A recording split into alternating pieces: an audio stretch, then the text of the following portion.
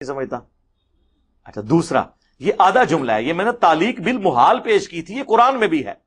قل ان کان للرحمن ولد فانا اول العابدین.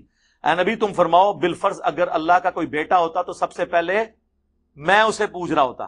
تو اس کا کیا مطلب ہے کہ قرآن یہ کہنا چاہتا ہے کہ اللہ کا بیٹا ہے؟ اسے کہا جاتا ہے تعلیق بالمحال. چونکہ وہ پاسبل نہیں لہذا یہ بھی پاسبل نہیں.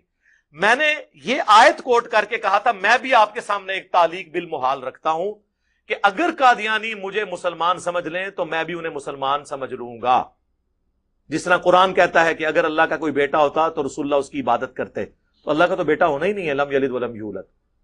اور پھر میں نے کہا تھا یہ میں انٹلیکچوئل جملہ بول رہا ہوں اس لیے کہ تاکہ آپ کو بتاؤں کہ قادیانی کس طرح بھاگتے ہیں اس جملے سے. وہ مظلوم بنے ہوئے ہیں حالانکہ ظالم ہیں. ہمیں کہتے ہیں ہم ان کی تکفیر کرتے ہیں، وہ ہم سب کی تکفیر کرتے ہیں.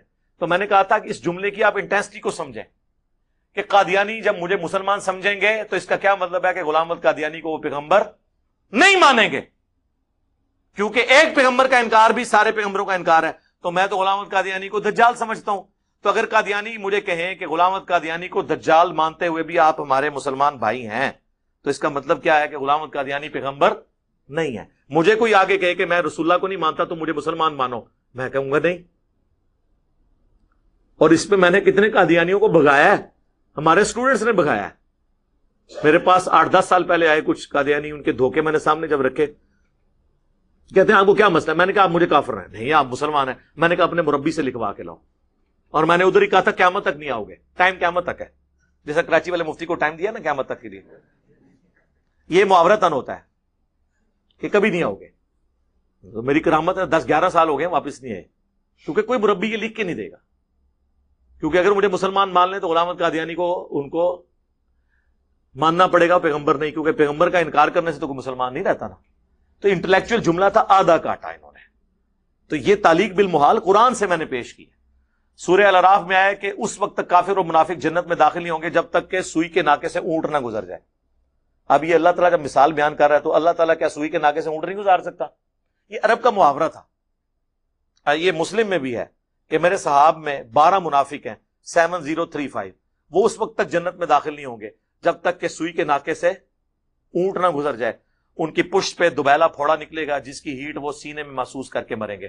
اور میں نے آپ کو نہیں بتانا کہ کن کی موت دوبیلا پھوڑے سے ہوئی ہے، یہ پھر بعد میں مجھ سے پوچھتے ہیں، یہ میں نے نہیں بتانا. بہرحال میں نے بتایا کہ یہ مثال سورۃ الاعراف کی حضور نے بھی پیش کی. اب اس کے بعد کوئی کہے کہ جی قرآن نے یہ کہہ دیا کہ قیامت والے دن سوئی کے ناکے سے اونٹ گزرے گا اور سارے کافر جنت میں چلے جائیں گے. نہیں، یہ تعلیق بالمحال ہے کہ جس طرح تمہارے فزیکل ورلڈ میں یہ امپاسبل ہے نا، اس طرح اللہ کے ہاں بھی یہ چیز ایسے نہیں ہوگی. کبھی بھی کافر، اللہ کے منکرین، انبیاء کے مخالفین جنت میں نہیں جائیں گے. لیکن سر یہ ساری علمی باتیں میں آپ کو بتاؤں، میں آپ کو علماء کی تخصص PhD لیول کی باتیں عام فہم کر کے سمجھا رہا ہوں. یہ علمی ڈسکشنز آ گئی ہیں مارکیٹ میں اور بالکل آسان فارم میں. ہمارے مخالفین کے لوگ کلپ دیکھتے ہیں کہتے ہیں یار یہ کہہ رہا ہے کیا، سمجھ نہیں آ رہی. اور میں ایک جملہ ہی بول دوں اس میں قیامت چھپی ہوتی ہے. چاہے میں پیار سے ہی کہہ دوں کہ مرنے سے پہلے اے مسلمان کر لے اس پہ غور، کتابوں کا خدا اور ہے، بابوں کا خدا اور. اچھا جی.